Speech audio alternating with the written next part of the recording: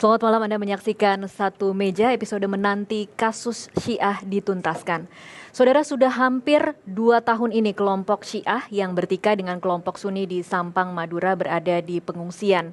Belum lagi tuntas pengembalian para pengungsi, meruyak pengakuan dari seorang Syiah mereka bisa kembali ke kampung halamannya dengan syarat bertobat. Pemerintah melalui pernyataan Menteri Koordinator Politik Hukum dan HAM dan Menteri Dalam Negeri sejak dini membantah ada pemaksaan tersebut. Pemerintah beranggapan negara tidak mencampuri wilayah agama seseorang. Ini artinya ada secercah harapan bagi umat beragama bahwa menjalankan ibadah merupakan wilayah pribadi seseorang dengan Tuhannya yang wajib dilindungi oleh negara. Tetapi benarkah implementasinya demikian? Mengapa perbedaan beragama justru berujung pada kekerasan agama? Hipotesa kami penuntasan kasus Syiah di Sampang, Madura dengan memulangkan pengungsi Syiah tanpa syarat. Jika dibiarkan, konflik kelompok yang mengarah pada kekerasan agama berpotensi menjadi percik-percik api disintegrasi bangsa. Saudara, seperti biasa di Satu Meja saya ditemani oleh dua pakar hukum. Yang pertama adalah Bapak Asep Iwan Iriawan. Selamat malam Pak Asep. Selamat malam Bapak Ibu. Dan yang kedua adalah Zainal Arifin Mokhtar. Selamat malam Mas Zainal. Selamat malam Mbak Tasha. Assalamualaikum. Hadir juga narasumber kami pada malam hari ini, Tengku Zulkarnain, Sekjen MUI Bidang Hukum. Selamat malam Tengku. Wakil Sekjen. Ibu Musdah Mulia, Ketua ICRP Indonesia Conference on Religion and Peace. Selamat malam Ibu Musdah. Malam.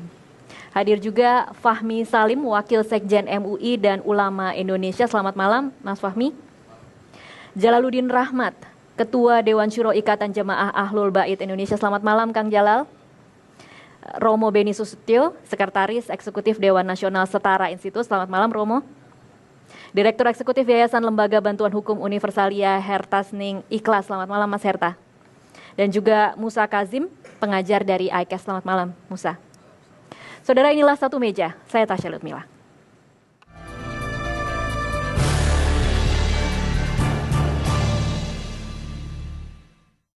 Saya kecewa sekali dengan pemerintah karena kita punya tempat sendiri, kenapa harus dipindah ke tempat orang lain gitu. Di sini kan bukan tempat sendiri. Kita tidak bisa bekerja dan tidak bisa ngapa-ngapain di sini. Kita mau pulang ke sana dan ingin bekerja di sana, anak-anak kita banyak di sana yang membutuhkan. Harapannya Ibu sendiri apa? Saya mau pulang, Mbak. Harapan saya mau pulang ke tempat sendiri. Kita tidak salah apa-apa, kenapa kita harus diusir ke sini? Tidak perlu dan tidak boleh terjadi pertentangan antara yang disebut minoritas dan mayoritas. Semua adalah komponen bangsa kita yang harus hidup bersama dengan rukun dan damai serta saling menghormati. Indonesia negara beragam agama. Para pemeluk hidup berdampingan dengan kepercayaan masing-masing. Sayangnya, intoleransi dan kekerasan yang mengatasnamakan agama di Indonesia meningkat. Berbagai kasus di Indonesia menyeruak, mengundang rasa was-was. Ironinya, Presiden Susilo Bambang Yudhoyono menerima penghargaan oleh sebuah lembaga di Amerika Serikat. Appeal of Conscience Foundation, sebuah penghargaan yang diberikan atas apresiasi dalam menjaga kerukunan antar umat beragama. SBY pun menerima kecaman. Orang nomor 1 negeri ini dituding tidak mampu menuntaskan kekerasan terhadap agama yang terjadi di negeri sendiri. Beribadah merupakan domain pribadi seseorang dengan Tuhannya. Sejauh dia tak melakukan kekerasan terhadap pemeluk agama lain, seyogyanya seseorang yang hidup di negeri ini mendapat perlindungan.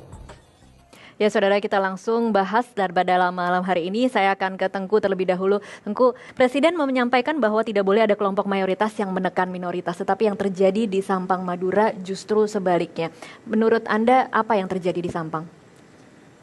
Semestinya kedua belah pihak tidak boleh saling melakukan penekanan dan kekerasan. Menurut Anda kelompok Syiah juga melakukan tekanan kepada minoritas, tetapi yang minoritas juga tidak boleh melakukan penekanan terhadap yang mayoritas. Di Sampang ini menurut kejadian bahwasanya ada konflik karena percik pertama golongan minoritas di sana mengganggu kenyamanan beragama orang-orang mayoritas di sana. Mengganggunya seperti apa? Dengan pendapat-pendapat misalnya menghina para sahabat Nabi, yang ini tidak boleh dilakukan dalam akidah Ahlussunnah wal Jamaah. Dan lain-lain pernyataan, ada sekitar 14 poin yang bisa dikumpulkan di masyarakat yang telah terjadi selama beberapa tahun di Sampang. Baik. Nah, hal ini tentu menimbulkan gesekan-gesekan. Sayangnya respon daripada penegak hukum waktu itu terlalu lambat ketika mendapat laporan ada kelompok minoritas yang melakukan penistaan terhadap sahabat-sahabat Nabi, dan ini tentu terlarang sekali dalam akidah Sunni Ahlussunnah wal Jamaah. Baik, saya akan kasih kesempatan ke Ibu Musdah. Apa benar seperti itu? Ya, itu kalau ngomong seperti ini seperti gosip ya. Di sana mengatakan ini, di situ mengatakan ini. Tapi buat saya kita semua merujuk kepada konstitusi, kepada Pancasila. Itu saya kira pijakan yang paling mendasar di negara Indonesia yang berbasis hukum ini. Karena kalau pijakannya nanti kepada interpretasi, ada ribuan interpretasi. Karena itu mari kita kembali merujuk kepada konstitusi. Apakah boleh orang beragama berbeda antara Syiah dan Sunni itu berbeda ya? Iya. Ya. Kalau merujuk kepada konstitusi boleh-boleh saja sepanjang tidak ada kekerasan, sepanjang tidak ada upaya-upaya seperti yang tadi diceritakan oleh Pak Tengku. Nah sekarang polisi harus turun tangan, tegas mencari siapa yang melakukan kriminalitas dan menempatkan semua orang pada posisi yang sama karena mereka adalah sama-sama warga negara. Oke. Itu Baik. jadi kembali kepada konstitusi, Oke. apa bunyi konstitusi, kembali kepada Pancasila, itulah merupakan pijakan kita dalam kehidupan berbangsa dan bernegara. Oke, Tengku, di konstitusi memang tidak mengatur bahwa perbedaan-perbedaan ini kemudian harus menjadi masalah. Tidak ada masalah dengan perbedaan. Dengan agama lain juga di Indonesia terjadi kok. Bahkan aliran kepercayaan Yang jadi di masalah Indonesia jadi apa? ketika terjadi penyerangan, menyakiti perasaan orang, menyerang akidah orang. Itu sahabat Nabi kan sakral dalam Islam. Bukan warga dulu yang menyerang. Ini sekarang muncul itu kan ekses ya. Adanya kekerasan fisik ekses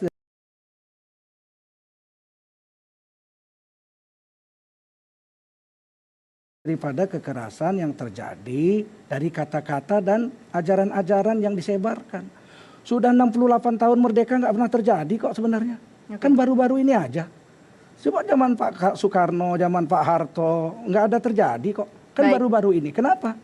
Karena ada penyerangan secara paham. Baik, kita akan lanjutkan di Timbul segmen selanjutnya. kemudian kekerasan fisik muncul karena tidak bisa menahan diri. Baik. Semestinya pihak keamanan segera menyelesaikan ini sebelum percikan api membesar. Oke, kita akan kembali sesaat lagi. Saudara tetaplah bersama Satu Meja.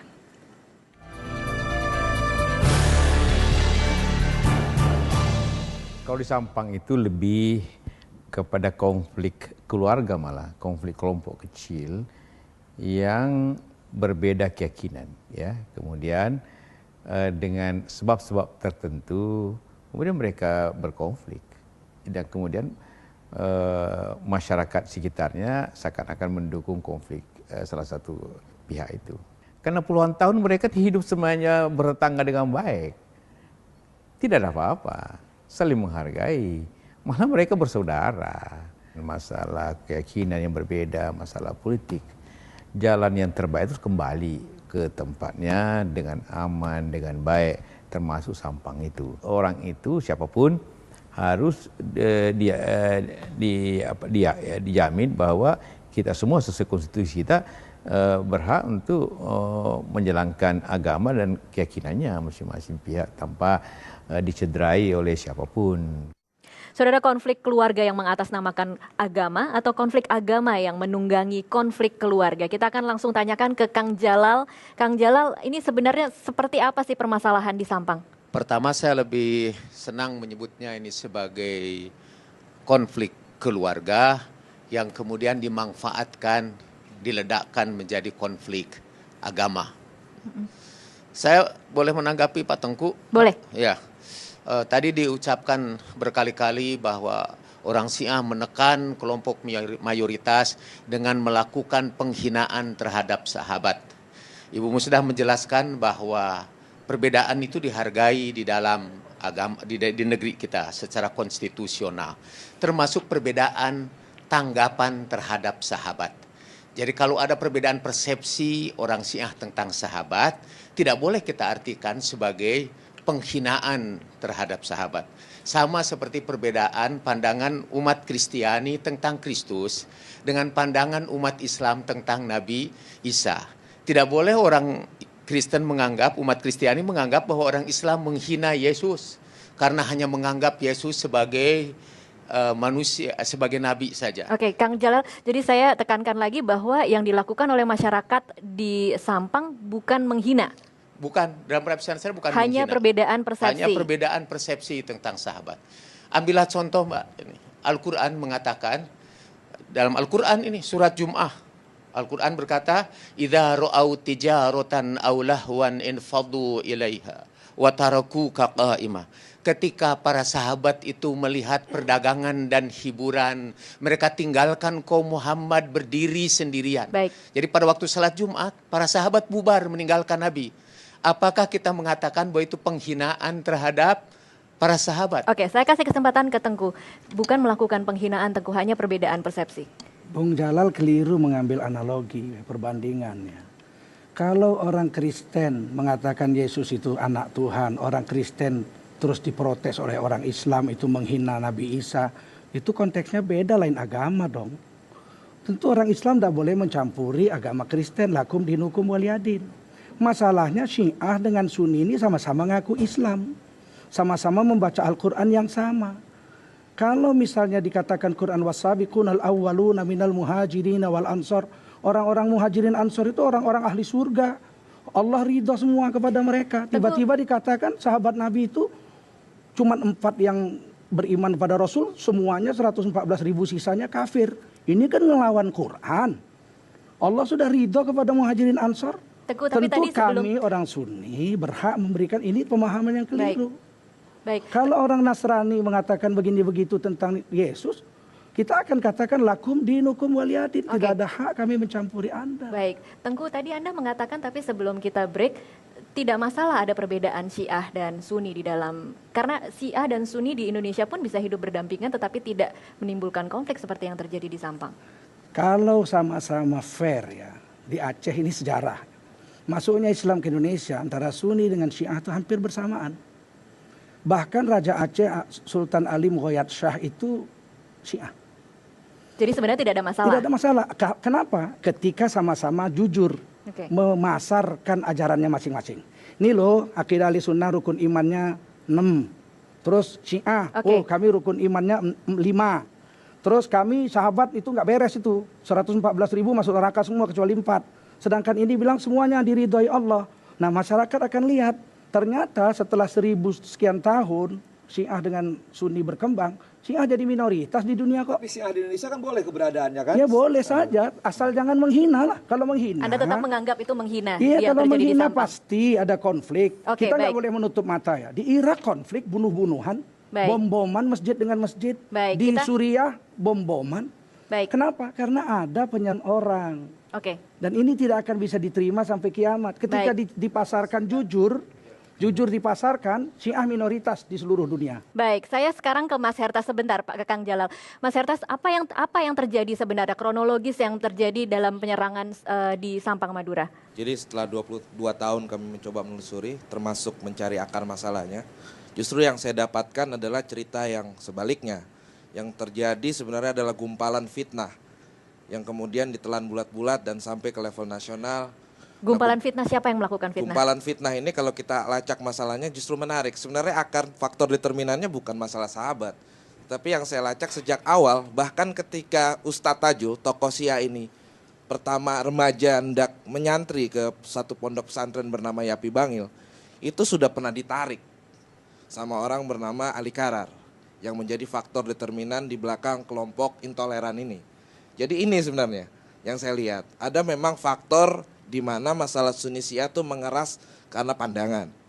Lalu kemudian terciptalah fitnah-fitnah itu.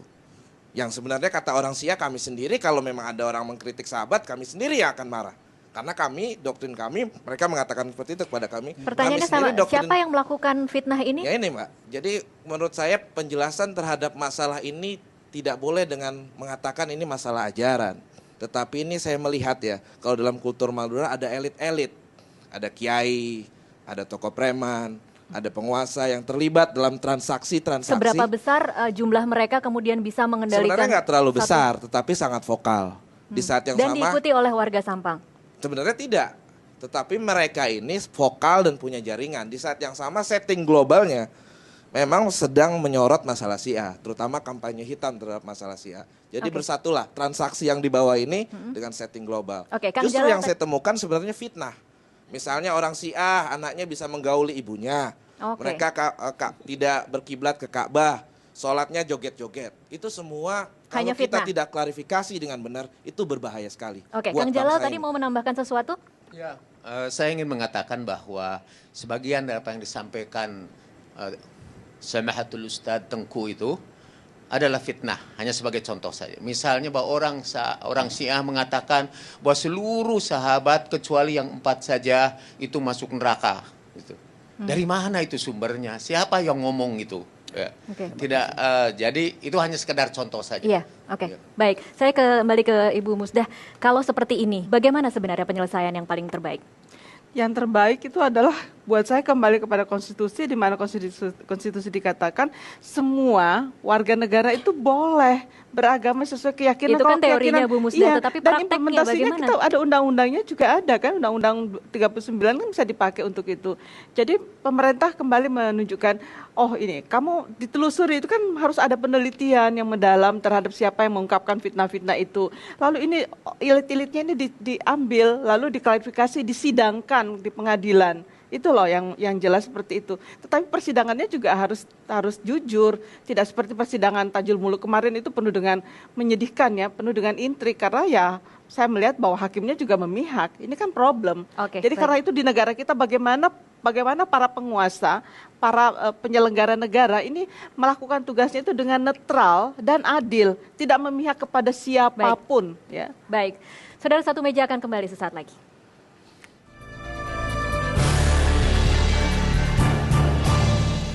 Masih di satu meja, saudara, saya akan ke Pak Fahmi Sahlim, Wakil Sekjen MUI dan Ulama Muda Indonesia.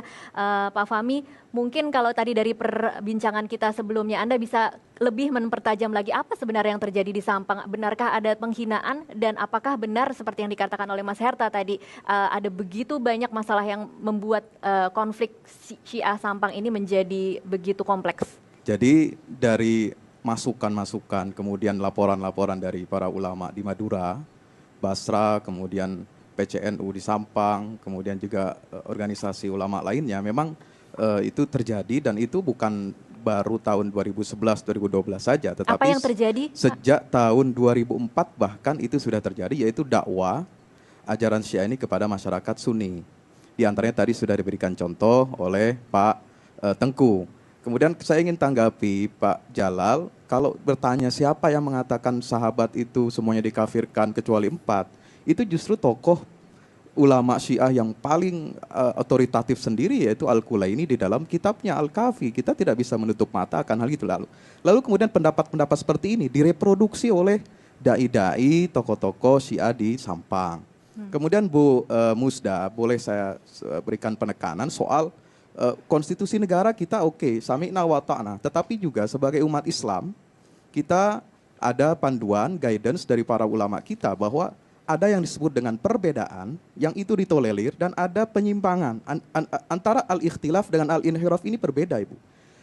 MUI dalam Munas Alim Ulama, ya, Munas Alim Ulama Nasional tahun 2006 di Gontor sudah memberikan guidance bahwa ada perbedaan pendapat umat di antara ini yang itu ditolerir, yaitu dalam konteks fi majal ma'ana alaihi wa ashabi, dalam konteks mazhab Ahlus Sunnah wal Jamaah. Tetapi di luar itu sudah dikategorikan bukan lagi perbedaan pendapat, tetapi sudah penyimpangan. Ini sudah disepakati oleh seluruh ulama di MUI dalam Munas Alim Ulama tahun 2006 di Gontor. Jadi kita mesti selaraskan ini dulu.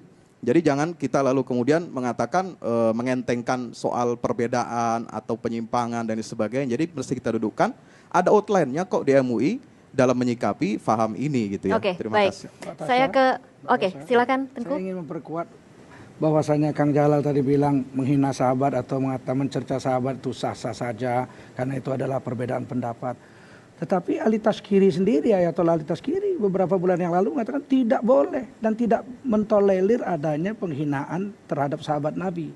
Dan penghinaan sahabat Nabi itu sendiri ditulis dalam Usul Minal Kafi, ya, dalam 63. Baik. Itu siapa mengatakan tidak percaya pada Sayyidina Abu Bakar dan Sayyidina Umar, siapa yang percaya mereka berdua ini muslim, itu masuk neraka, kekal di dalamnya selama-lamanya. Oke, kita tidak akan terlalu masuk terhadap apa yang terjadi atau terlalu masuk ke inti permasalahannya. Tetapi kita akan berbicara mungkin dari tataran, saya akan ke Romo Beni dulu. Romo Beni, sebenarnya bisakah masyarakat itu diatur untuk berdamai dengan perbedaan, atau memang masyarakat kita adalah masyarakat yang begitu dikontrol oleh masyarakat mayoritas sehingga bahkan pemerintah ataupun penegak hukum pun tidak bisa berkutik ketika terjadi permasalahan seperti kalau ini? Kita bicara konstitusi, istilah minoritas mayoritas itu istilah sosiologi politik, pemenang pemilu ya mayoritas. Dalam konteks Indonesia, pasal 29, itu jelas negara melindungi setiap orang yang memiliki agama dan kepercayaan. Kalau menurut bapak-bapak bangsa, hasil konstitusi kepercayaan itu menunjukkan bahwa negara juga mengakui yaitu agama-agama lokal itu. Untuk konflik Syiah dan Sampang ini, Anda melihat upaya pemerintah sudah cukup maksimal? Ya belum efektif, karena negara itu kan harus melindungi setiap orang. Artinya negara bagaimana memutus tali kekerasan. Nah yang terjadi sekarang ini kan lingkaran kekerasan terjadi. Bahkan 6 bulan ini hasil riset Setara, White Institute, kemudian ICR-nya UGM itu kan naik. Bahkan menurut Setara 212 intoleransi. Ini menunjukkan bahwa kita memang kekerasan itu terus-menerus tidak pernah diputus. Nah untuk memutus tali kekerasan ya ini aparat. Karena itu bunyi konstitusi. Jadi tujuan hidup bernegara itu kan melindungi segenap warga negara. Lah ketika negara tidak melindungi segenap warga negaranya, itu mengingkari konstitusi. Problem kita adalah bagaimana konstitusi itu dijadikan cara berpikir, bertindak, bernalar, pengambil keputusan. Oke, baik. Saya kembali ke Mas Herta. Mas Herta sudah bertemu dengan Presiden pada 14 Juli lalu. Apakah solusi yang kemudian disepakati pada tingkat nasional itu bisa benar-benar diaplikasikan di Sampang? Ya, dan mengatakan diskusi, saya jarang memimpin ini, dilakukan, jangan tunggu Desember. Sunni dan Syiah sama-sama Islam, sama-sama hamba Allah. Dan itu sudah sangat jelas buat kami.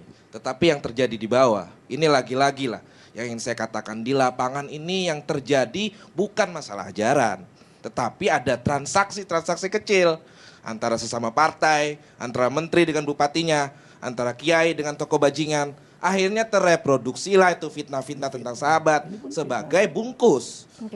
Yang jadi masalah adalah MUI, Basra tidak ingin jujur memverifikasi masalah ini. Benarkah sebenarnya orang Syiah mempraktekkan ajaran seperti itu? Kalau kita punya kejujuran dan kebebasan berpikir jernih, saya kira selesai masalahnya. Cuma ini direproduksi terus, seolah-olah masalahnya seperti itu. Ulama kan tidak ada kepentingan untuk ini. Kita melihat darah umat tertumpah, nggak ada yang senang kok.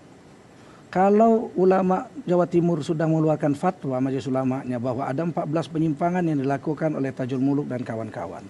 Yang disesatkan itu hanya Syiah di Sampang. Syiah di tempat lain kan belum ada pengkajian karena tidak ada konflik dan tidak ada terjadi hal-hal seperti itu.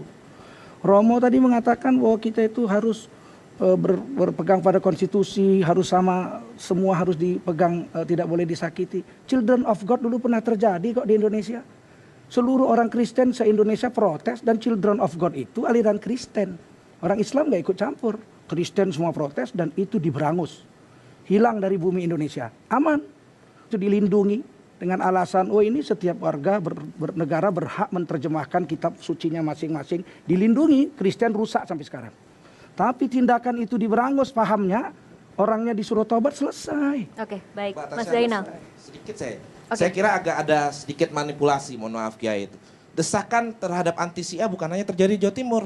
Itu didesakan oleh kiai-kiai untuk diinstitusionalisasi, dilembagakan di daerah-daerah lain. Apa benar seperti itu? Jadi itu bukan konteksnya karena Sampang. Itu kan persepsi beliau.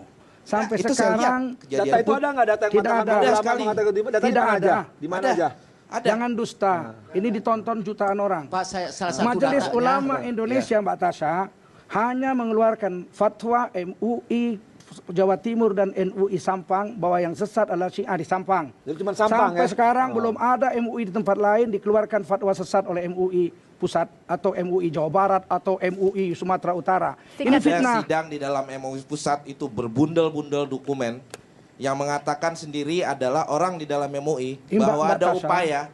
Mbak Anda Tasha, punya buktinya, Ada Mas buktinya. Herta? Mbak Saya Tasha, punya bundelnya seperti saya ini. wakil Ada sekjen desakan. Majelis Ulama Indonesia. Ini fitnah. Saya wakil sekjen Majelis Ulama Indonesia. Baik. Saya yang Saya katakan membundel, ada upaya yang memang. membundel Sentimen semua itu. anti-Syiah untuk Tidak ada dilembagakan. seperti itu Tidak ya, ada, Tengku? itu persepsi dan Itu fitnah. bagus sekali. Kalau begitu saya sangat Memang senang sekali. kenyataannya sampai sekarang, tuan-tuan lihatlah, yang disesatkan kan baru Sampang. Bagus sekali. Ada rupanya disesatkan MUI Aceh, ada MUI Jawa Barat. Baik. Mereka itu statement yang terjadi di Sampang. Baik. Di Jawa Barat, di Jakarta nggak ada. Iya, Saya Mas Zainal. berpikir begini, kalau kita bicara soal konsep konstitusi, konstitusi kan berbicara setiap orang. Jadi dia tidak memisahkan siapapun, dia bicara soal orang. Perlindungan agama adalah perlindungan setiap orang. Nah, kalau kita bicara soal batasan, oke, yang dimaksud agama apa, siapa boleh pemeluknya, dan sampai batasan mana ketika dia dianggap sebagai penyimpangan. Nah, negara sebenarnya harus menentukan itu. Iya. Nah, masalahnya sekarang Siapa yang menentukan? Siapa yang menentukan? Negara, menurut saya sampai sekarang kita tidak punya klausula baku dan jelas untuk menentukan mana Bukan batasan. MUI. Kalau MUI ada perdebatan sebenarnya. MUI ini organ apa? Apakah dia bisa dianggap menjadi bagian dari organ negara? Karena tidak. MUI bukan organ negara. Dia perpanjangan tangan negara, bukan Tasha, perpanjangan tangan yang saya bisa boleh melakukan jelaskan Iya, itu. sedikit? silakan Tengku. Kalau MUI dikatakan ada apa bentuknya dalam negara, kita tidak boleh dusta juga. Ada 8 undang-undang negara ini yang dibuat oleh MUI.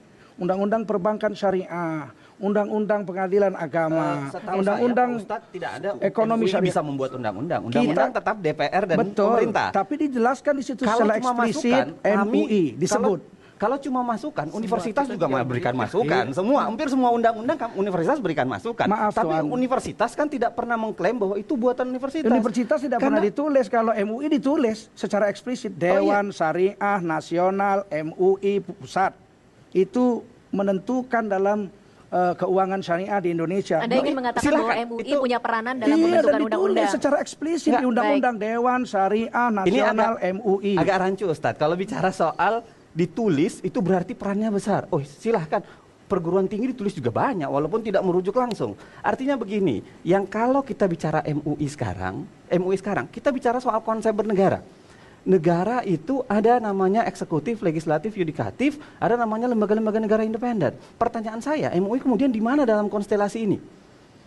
Nah, yang saya setuju saja kalau MUI tetap mau dipertahankan, silahkan ada. Tetapi mari tentukan jenis kelamin MUI ini sebenarnya apa dalam struktur negara. Baik, kita akan lanjutkan di segmen Supaya selanjutnya. kemudian dia Tengku. memang punya makna. Kalau Oke. memang dia menentukan perpanjangan tangan kebijakan negara, silahkan lanjutkan.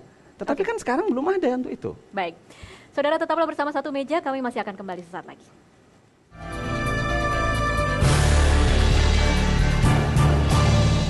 Masih di satu meja, saudara, saya akan kasih kesempatan ke Musa Kazim sekarang, pengajar dari ICAS untuk mengomentari tadi perbincangan kita. Saya ingin kembali kepada kasus konflik Syiah di Sampang ini. Menurut saya selain ada gelombang fitnah yang luar biasa besar, khususnya terakhir-terakhir ini, yang merupakan rembesan dari konflik di Timur Tengah, sayangnya negara kemudian tidak berhasil untuk menyelesaikan masalah ini dengan logika hukum atau logika konstitusi. Dan menarik kalau kita lihat misalnya selalu muncul istilah minoritas mayoritas. Tadi Pak Benny sudah bicara sedikit tentang itu. Menurut saya ini logika jelas tidak bersumber dari hukum, tidak bersumber dari konstitusi, juga tidak bersumber dari agama. Karena agama juga tidak mengenal, nilai-nilai agama tidak mengenal ada mayoritas, minoritas. Kalau kita tidak ingin mengatakan bahwa mayoritas di dalam Al-Quran itu sering dianggap sebagai tidak berakal, tidak bersyukur, dan lain sebagainya. Jadi kita jangan berangkat dari poin mayoritas dan minoritas seolah-olah kemudian dibawa kepada masalah akidah. Jadi poinnya adalah bahwa masalah Syiah di Indonesia jelas bukan masalah ajaran. Alhamdulillah tadi Ustadz Tengku sudah menegaskan itu. Kemudian juga bahwa kalau ada pelaku kekerasan, sebaiknya segera ditindak dengan tegas. Kalau tidak, saya khawatir itu akan menjadi presiden. Dan biasanya presiden kemudian dalam kajian-kajian menjadi hukum, menjadi nilai, menjadi norma. Karena apa? Seringkali pelaku kekerasan itu berhasil menjustifikasi dengan satu dan lain alasan bahwa dia telah melakukan sesuatu yang benar untuk menjaga ketertiban umum, untuk menjaga perasaan mayoritas dan lain sebagainya. Ini yang berbahaya menurut saya. Baik. Dan kalau ini menjadi logika yang dipegang dan diterima oleh negara, maka negara ini kita bisa pastikan mengalami kehancuran, akan mengalami kehancuran, minimal seperti itu. Baik, Ibu Musdah, sempat beredar pernyataan bahwa upaya rekonsiliasi ini kemudian harus bersyarat kelompok Syiah harus bertobat atau harus kembali ke ajaran Sunni. Komentar Anda? Saya tuh jadi geli aja mendengarnya. Orang tuh kok persyaratan tobat-tobat itu apa toh ya? Jadi buat saya rekonsiliasi juga itu nggak benar. Jadi kembalikan ke apakah asalnya. Karena jangankan jadi harus kita kembali merasakan empati. Kalau kita dikembalikan ke tempat lain, rumah susun lah apalah namanya, itu sama sekali itu namanya juga penghinaan juga sebetulnya itu ya. Jadi harus dikembalikan ke asalnya di mana mereka bisa hidup damai, dan pemerintah tugasnya adalah menjaga keamanan, memberikan perlindungan. Tugas pemerintah kan memberikan perlindungan. Saya nyambung sama apa yang ya, kata jadi Bu Musdah. buat Betul. saya harus kembali ke tempat asalnya. Negara kan sekarang harus berperan dalam konteks. Yang sekarang kan ini sudah terjadi, kan kita tidak mungkin lagi untuk kemudian setback ke belakang. Yang harus kita lakukan adalah negara kemudian berperan untuk menyelesaikan. Saya sendiri agak ragu negara kemudian bisa berperan ketika negara kemudian tidak netral memperlakukan, menempatkan kondisi. Kuncinya itu netral dan Betul. adil. Orang kemudian digusur secara merah-merah, tapi negara kemudian tidak berbuat apa-apa. Negara hanya mengamini atas dasar mengatakan bahwa inilah mayoritas kemudian menghendaki itu. Oke, baik. Atau misalnya ketika SBY ketika mereka sedang pindah, umat teman-teman Syiah ini kemudian diusir dari Sampang, SBY malah kemudian terbang ke Bali untuk menghadiri foto-foto dengan Ronaldo. Yang menurut saya, bayangan saya adalah tidak menggambarkan betul bagaimana kemudian negara berperan di sana. Karena Keseriusan negara. Oke, baik. Saya kembali ke Mas Fahmi. Ketika kemudian ada upaya untuk mengembalikan relokasi pengungsi, masih bisakah mereka kembali dan kemudian dijamin keamanannya, tidak akan ada serangan-serangan lagi? Ya, relokasi itu memindahkan, bukan mengembalikan ke tempat asal. Maaf saya betulkan. Begini, soal relokasi, kami berempat dari Majelis Ulama Indonesia bulan Juni diundang oleh Ketua DPR, Pak Marzuki Ali. Ya, bersama Menteri Agama juga hadir langsung, lalu anggota Komisi 8 DPR dan juga dari Litbang dan lain sebagainya. Kita duduk bersama bicarakan masalah relokasi. Mbak Tasha, relokasi ini kenapa itu direkomendasikan oleh pemerintah daerah? Sebenarnya pusat tidak menyetujui kan, tapi yang mengambil keputusan itu adalah dari Pemda Sampang, kemudian juga Pemda Jawa Timur ya Bu Musda. Itu semua diambil berdasarkan masukan dan juga desakan dari masyarakat.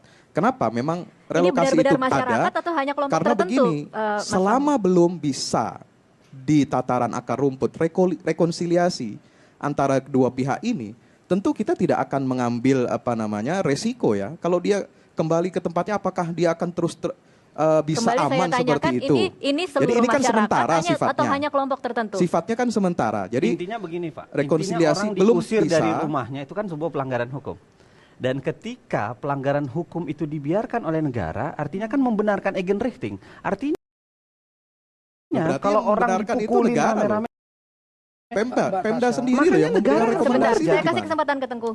Harus diluruskan, mengusir.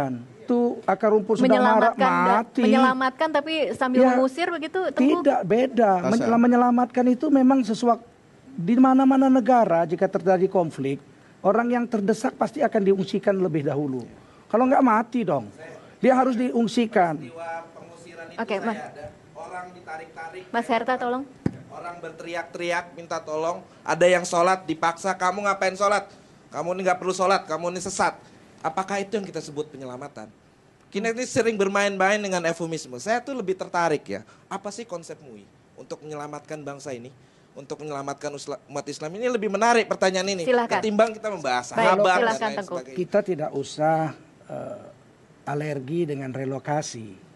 Kalau relokasi ini menyebabkan kehidupan lebih baik. Jadi solusi dari MUI adalah relokasi. Relokasi bagus. Tidak boleh kembali lagi ke Sampang. Mbak Tasha, boleh kalau akar permasalahannya selesai, nyawa mereka tidak terancam silakan. Dan mereka tobat. Ali Taskiri sendiri menyuruh tobat, apalagi kita. Tobat dalam artian mereka harus meninggalkan kepercayaan Syiah mereka. Memberhentikan penghinaan yang menyebabkan orang lain Tetapi masih tersinggung. boleh menjalankan ajaran agama mereka. Silakan asal selama tidak menghina ajaran mayoritas. Kang Jalal, Tunggu dulu silakan. sebentar. Kang Gara-gara saya harus sebentar. kasih kesempatan ke Kang Jalal sebentar.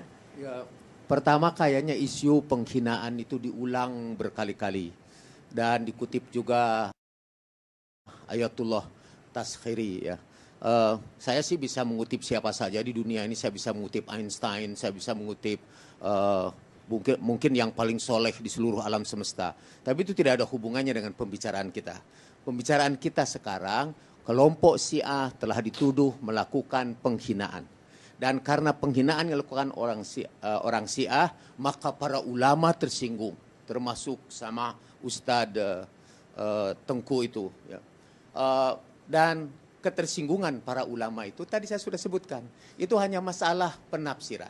Sampai sekarang, hatta di pengadilan sekalipun tidak terbukti Tajul Muluk itu melakukan penghinaan terhadap sahabat. Dari fakta pengadilan Dari ya? fakta pengadilan. Oke, Kang Jalal, solusinya seperti apa? Mungkinkah kemudian kelompok pengungsi ini kembali ke kampung mereka dan bisa kemudian hidup berdamai? Ya, kalau saya sih, solusi dari saya ingin berdialog dengan para ulama setempat. Karena merekalah yang mengancam keamanan itu. Dan dialog itu harusnya dilindungi oleh pemerintah. Bahkan pemerintahlah yang melakukan pengawalan terhadap dialog kami itu. Sampai para ulama puas dan saling memahami satu sama lain. Baik, saya karena akan kesempatan. intinya adalah perlindungan dari para ulama terhadap pengungsi Syiah itu. Baik, Kalau kita kembalikan Tuduhan ini. sekarang tanpa perlindungan dari ulama, kata angkatan kepolisian kita tidak cukup banyak memiliki anggota untuk melindungi mereka. Lihat, Mbak 24 Baik, jam. saya harus hentikan dulu di sini. Kita masih harus break. Nanti kita akan kembali di segmen selanjutnya. Saudara tetaplah bersama Satu Meja. Kami akan kembali.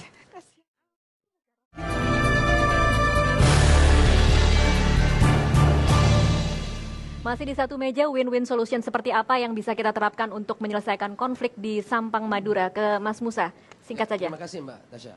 Menurut saya pertama kita jangan mengambil jalan yang menyimpang dengan melakukan relokasi karena negara ini bertanggung jawab untuk melakukan rekonsiliasi Relokasi sesuai artinya dengan negara undang-undang. Karena apa? Relokasi akan berakibat hilangnya hak-hak warga negara. Oke. Sementara ada jalan yang lebih benar, Shirathul Mustaqim, yaitu rekonsiliasi dan itu negara sangat mampu. Kenapa saya katakan sangat mampu? Ada modal sosial yang jelas-jelas. Dan orang-orang Madura itu mengenal apa yang disebut dengan tretan, hubungan-hubungan kerabat. Dan di sini semestinya menurut saya MUI berperan lebih aktif ya, Oke, dan baik. partisipatif. Baik. Kedua, menurut saya yang lebih penting juga, yang juga penting adalah jangan menghidup-hidupkan urusan minoritas-mayoritas yang itu tidak benar menurut nilai-nilai agama maupun nilai-nilai konstitusi. Oke. Karena tidak ada mayoritas dan minoritas dalam urusan hukum. Baik, Itu aja. Pak Fahmi, mungkinkah masyarakat yang mengungsi saat ini kembali ke kampung halaman mereka dengan jaminan keamanan? Bisa. Jadi relokasi itu sifatnya sementara selagi rekonsiliasi di akar rumput itu belum bisa dicapai. Mungkinkah Itu perlu rekonsiliasi itu bertahap, tercapai? Perlu bertahap. Mudah-mudahan bisa tercapai. Kita dorong terus sebab cara rekonsiliasi terbaik itu sebenarnya sudah dicapai oleh para ulama kita dari kedua kubu Sunni dan Syiah bahkan di tingkat level internasional. Di level internasional tahun 2007 ada yang disebut dengan Muktamar Doha.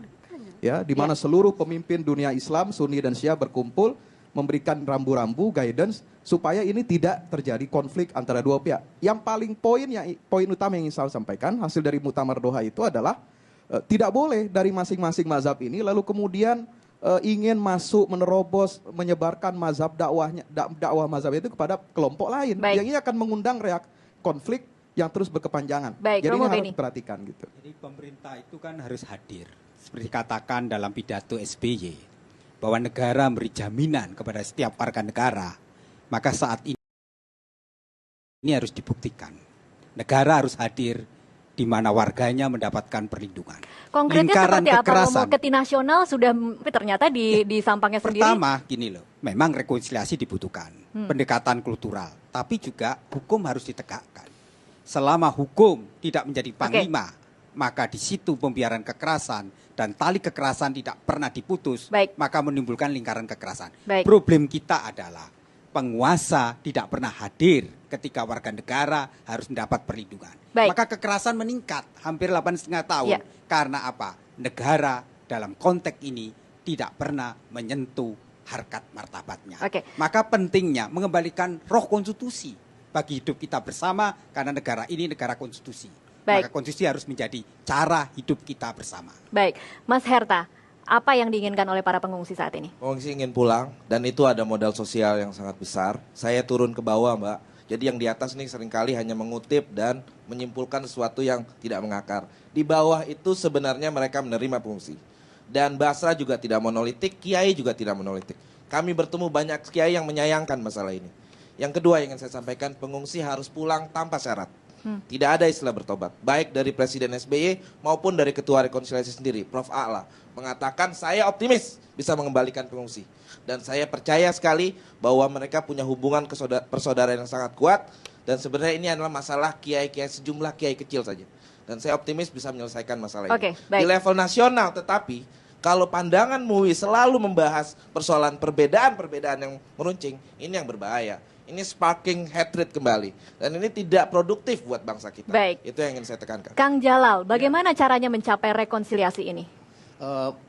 Sekian tahun yang lalu, Presiden SBY mengundang ulama Sunni dan Syiah berkumpul di Istana Bogor. Presiden SBY sebagai presiden dari negara terbesar kaum muslimin di dunia ingin berpartisipasi dalam merekonsiliasi konflik Sunnah Syiah di Irak. Dahsyat itu. Hasilnya, salah satu dari hasilnya yang ingin saya kutip ialah dan sampai lahirlah deklarasi Bogor sebagai sumbangan untuk menyelesaikan konflik Sunnah Syiah di Irak. Saya ingin garis bawahi di Irak. Kemudian salah satu hasil deklarasi itu ialah janganlah orang-orang yang bukan bermadhab Syiah membicarakan tentang madhab Syiah itu. Sebagaimana juga janganlah orang-orang Syiah membicarakan madhab ahli sunnah. Biarlah orang Syiah bicara tentang Syiah dan orang Sunni bicara tentang Sunninya. Baru katanya dicapai kedamaian. Baik, Bu Musdah. Bagi saya negara ya sesuai dengan amanah konstitusi ya harus kembali memberikan perlindungan yang konkret kepada warganya semua tanpa kecuali. Dan dalam kasus Syiah saya tidak ingin relokasi karena itu sudah terjadi kasus Ahmadiyah sampai sekarang masih ada di GOR. Nah, karena itu saya khawatir sekali kalau cara ini diambil, itu akan terjadi seperti apa yang terjadi pada Ahmadiyah yang sampai hari ini, detik ini masih dalam pengungsian. Karena itu mari kita semua berniat baik, ya, membantu kepulangan Syiah ke rumah asalnya, ke halaman rumah, ke halaman sebagai yang mendapatkan perlindungan yang full dari negara. Oke, Tengku silakan. Tidak akan tercapai rekonsiliasi jika Syiah di Sampang masih bicara tentang ahli sunnah. Mereka tetap menyerang kok, buku-bukunya banyak, ceramahnya ada. Dan rekonsiliasi itu tidak mustahil, tapi relokasi juga bukan satu yang hina. Jadi ya. tetap MUI lebih menyarankan untuk relokasi. Iya, karena begini, untuk keselamatan Holocaust saja arus besar di Eropa, siapa yang melawan arus besar tentang Holocaust, pembasmian orang Yahudi oleh Hitler, itu diusir dari negaranya, dicopot dari jabatannya, dipecat. Anda menyamakan kasus Sampang dengan Holocaust Ya, yang di... itu Mas, artinya gini, arus besar di Eropa kan Holocaust itu benar. Ketika ada yang meragukan Holocaust, diusir, dipecat dari kedudukannya. Nah, kalau kemudian relokasi. Kalau relokasi itu lebih baik, gara-gara ekonomi saja orang mau direlokasi kok. Kedung Ombo dibikinin waduk, 8 kecamatan dipindahkan, seneng-seneng aja. Asal lebih baik kehidupannya. Terakhir saya katakan. Saya kira gini ya, catatan penting dari pembicara kita semua, saya seorang hukum akan bicara fakta. Ada 3 catatan penting dalam kasus yang kita bicarakan, kasus Sampang. Pertama kasus teologis, kedua yuridis, 3 sosiologis. Secara teologis saya kira MUI mengakui bahwa Sunni maupun Syiah sama-sama Islam kan, tidak ada yang diharamkan dua-duanya kan, ya, yang mengharamkan itulah yang haram paling kan, satu, selesai sampai ke urusan teologis. Kedua, masalah yuridis. Nah, ketika orang menghina, ketika orang menodai, itu tataran yuridis. Siapapun, jangankan Sunni ke Syiah, Syiah ke Sunni atau sama-sama, siapapun yang menghina atau menodai agama, itu adalah tindakan kriminal.